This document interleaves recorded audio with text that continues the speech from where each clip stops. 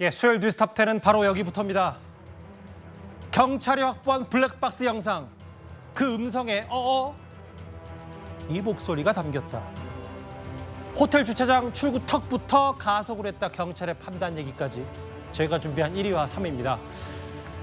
이 역주행 참사가 발생한 지 만 이틀이 돼가지만 여전히 가슴 한켠이 먹먹하신 분들 많으실 거라고 생각이 됩니다. 60대 남성이 몰던 그 차가 갑자기 사람들이 있던 쪽으로 돌진해서 9명이 숨지고 7명이 다쳤습니다.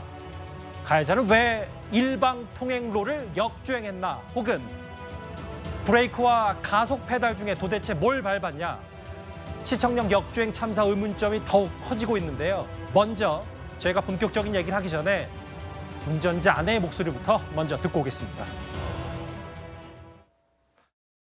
남편분은 지금 어디 가신 거죠? 여기 수업이 안 쉰다고 갈비뼈가 부러졌는데 혹시 그 음주운전은 아니신 거죠? 운전을 안 했어요. 거기서 바로 측정했어요. 내일 버스 운전해야 되기 때문에 한 방울도 안 맞았어요. 아, 버스 운전기사세요? 그럼요. 경력이 얼마나, 경력에게서 한번 물어보세요. 얼마나 착실하게 하고.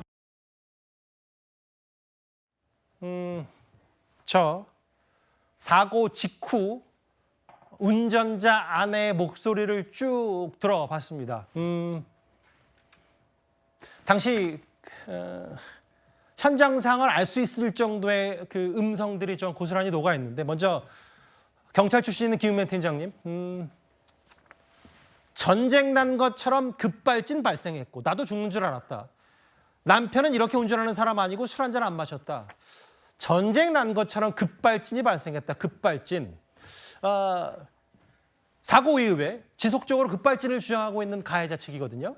그렇습니다. 지금 내용 보게 되면 어떤 이 사건에서 지금 16명의 사상자가 났고 9명은 사망했는데, 예. 지금 운전자도 자기가 운전 미숙이 아니고 급발진이기 때문에 차가 제어가 안 됐기 때문에 브레이크를 밟았는데도 차가 이제 진행한 걸 보고 있고, 예. 그러면 중요한 건 옆에 탔던 그 동승자, 예. 동승자가 우리 참고인 조사를 받는데 참고인이었던 부인도 뭐라고 말했냐면은, 예. 저긴 전전한 줄 알았다. 급발진이다. 그러니까 급발진을 두 사람 다 주장하고 있는 거예요. 그런데 이제 그 가해 차량 운전자하고 옆에 탔던 분은 아내이기 때문에, 가족 관계이기 때문에 사실상은 진술의 신빙성을 따지기가 쉽지는 않은데, 예. 지금 중요한 건 블랙박스지 않습니까? 그렇죠. 블랙박스를 보는데 블랙박스에도 명확하게 내용이 안 나왔기 때문에 두 사람 진술이 맞느냐 안 맞느냐, 요거는 EDR도 확인해야 되고, 예. 또 그리고 중요한 거, 그 차량을 브레이크를 밟았다고 하면은 브레이크 등이 들어오지 않습니까? 그렇죠. 그러면 CCTV를 6대를 확보했다고 하는데, 예. 그걸 확인하게 보면은 실제로 브레이크를 밟았는지 아니면 안 밟고 가속 페달을 밟았는지를 두고 봐야 되는 거고, 아무튼 그렇다 하더라도 저 가해 차량 운전자하고 그 부인 되시는 분 참고인은 계속적으로 급발진이라고 주장하고 있는 상황입니다. 지금 보면 동아일보 기자와의 인터뷰에서도 급발진을 강조했습니다. 사고 직후에도. 그리고 다음 화면을 보면 경찰에 나가서도 운전자의 아내는 당시 차량 급발진이었다. 브레이크를 막 밟았는데 말을 듣지 않았다. 이 얘기를 경찰에서 1차 진술을 했거든요. 참고인 조사를 했기 때문에. 그 전지현 변호사님, 실제로 사고 직후, 경찰 말고도 사고 직후에 일부 본인 지인들에게 한 2번 정도 그 전화를 한 모양이에요. 전화를 했는데 회사 동료에게도 급발진 아유 죽겠다 뭐 이런 표현을 썼다는 게 운전자 측의, 가해 차량 측의 주장이거든요. 네, 지금 가해자는 안산에서 시내버스를 운전하고 있는 것으로 알려져 있는데요. 조선호텔 지하 1층 주차장에서 나온 게 9시 26분이거든요. 예. 그다음에 그 도로를 일방 도로를 역주행해가지고는 세종대로를 완전히 이렇게 건너가지고 그다음에 시청역 12번 출구에 멈춘 게 27분인데 예. 그로부터 한 17, 8분이 지난 9시 45분에 동료 운전수들에게 전화를 걸어가지고 이거 급발진이야 그랬다는 거예요. 그러니까 동료 운전수들은 그 말을 듣고 브레이크가 안 먹은 거고 사고 영상을 보니까 방향이 틀더라. 그거는 숙련된 운전사가 할 수 있는 적절한 대처였다. 이렇게 얘기를 하고 있는데 예. 일부에서는 급발진이 맞다면 가드레일이나 구조물을 들이받고 서야지 저렇게 속도를 서서히 감축해서 설 수가 있냐. 이렇게 다른 반론이 나오고 있어서 좀 더 지켜봐야 할 것 같습니다. 그러니까 전 변호사님 말씀은 뭐 지켜보긴 하되, 저기 지금 자막에 보면 한번 자막을 다시 부탁드려도 될까요? 그 연합뉴스 보도에 따르면 감사합니다. 가해 운전자가 사고 직후, 그러니까 회사 동료 그 해당 버스 업체 운전자 동료와 2번 정도 통화를 했는데 그 부분에 대해서 우두둑 소리, 차량이 튀어나갔다. 저 말은 본인이 숙련된 운전자라고 하더라도 차가 말을 듣지 않았다. 이 말을 좀 강조하고 싶었던 원래 모양입니다. 급발진 하기 전에 먼저 이렇게 굉음이 들리고 그다음부터 확 속도를 제어할 수 없이 나가거든요. 그 우두둑 소리라는 게 그 얘기를 하는 것 같아요. 근데 예. 저분이 이제 차량에서 나올 때 가슴에 통증을 호소하면서 내려왔고 지금도 이제 갈비뼈에 상처가 있어가지고 치료를 받고 있잖아요. 골절이라고 하더라고요. 근데 지금 저렇게 많은 사람들이 사망을 했는데 20분도 안 지나가지고 바로 동료한테 전화해서 급발진이야 이 얘기부터 했다고 하니까 예. 그 피해자들에게는 이거는 좀 상처가 되지 않을까 그런 안타까운 마음은 있습니다. 그 급발진 아유 죽겠다. 이게 회사 동료에게 2차례 전화한 해당 차량의 운전자 얘긴데 그러니까 좀 벌써 종합해보면 운전자라든지 운전자 부인, 운전자 아내는 시종일관 경찰 조사든 사고 직후 언론 인터뷰든 일관되게 일단 해당 차량 검은색 G80 제네시스의 급발진을 주장하고 있습니다. 저희가 이쯤에서 가해 운전자의 운전 경력을 한번 살펴보겠습니다.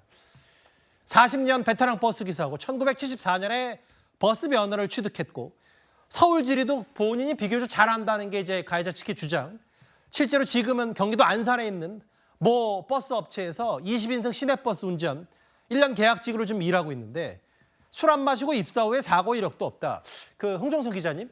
근데 여기에 조금 더 추가된 내용은 본인의 주장에 따르면 차량 정비사 출신이라는 거예요. 그만큼 바퀴, 핸들 이런 거에는 본인이 잘 안다. 급발진을 뒷받침하는 얘기인지 모르겠습니다만 이렇게 얘기를 하고 있거든요.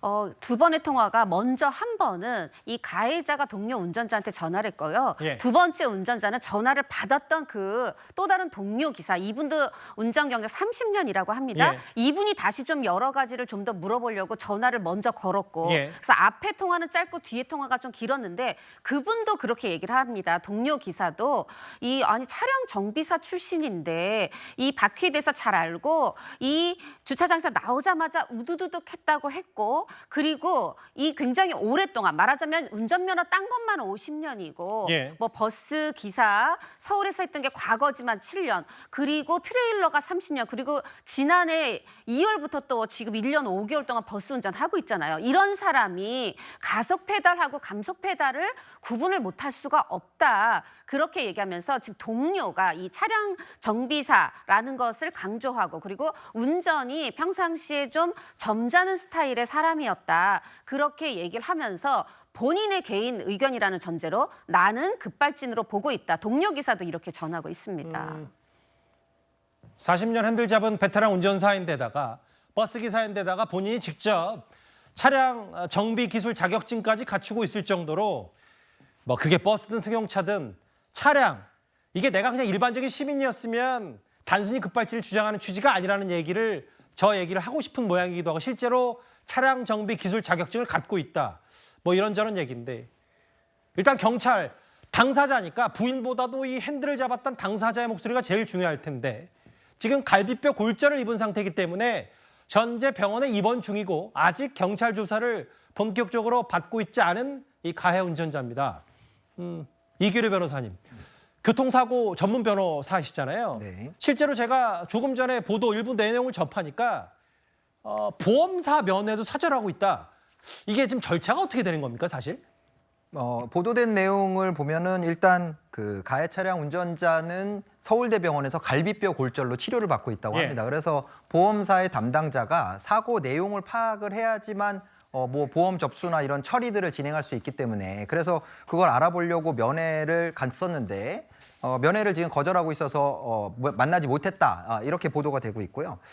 글쎄 이제 큰 사고를 일으켰고 또 본인이 이제 언론을 통해서 지금 이 사고가 어떻게 됐고 얼마나 많은 사람들이 피해를 입었는지를 이미 인지를 하고 있는 상태이기 때문에 예. 아마 보험사 담당자라고 해도 말을 어떻게 하느냐에 따라서 지금 언론에서 다루어지는 것들이 되게 많이 다루어지긴 본인들의 진짜 진위하고는 관계없이 많은 말들이 나오고 있기 때문에 그런 부분을 좀 우려해서 면회를 일단 사절을 하고 지금 이제 좀 숙고를 하고 있는 게 아닌가 그렇게 판단되고 있습니다. 그러니까 이런 거잖아요. 사실 보험사 측의 얘기는 이게 사실 어떤 사고, 이게 인명피해가 있었던 큰 사고든 작은 사고든 뭐 일반 과실이냐 쌍방 과실을 묻기 위해서 보험사가 사고 직후에 직접 전화하길 마련인데 지금 워낙 큰 사안인데다가 경찰 조사도 제대로 못 받고 있기 때문에 보험사 뭐 이런 부분 실제로 앞으로 과정들이 더 늦어질 수밖에 없다 이 말씀을 하시는 거죠? 그렇죠. 일단은 사고 경위에 대해서도 보험사의 뭐 말이 나갔을 때 언론으로 어떻게 보도가 될지 뭐 이런 것들을 지금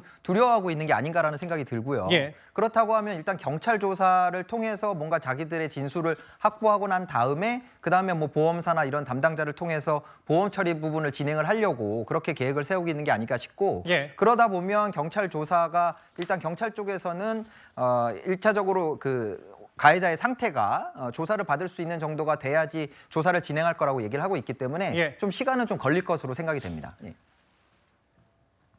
급발진이 확실하다. 나는 차량 정비사다.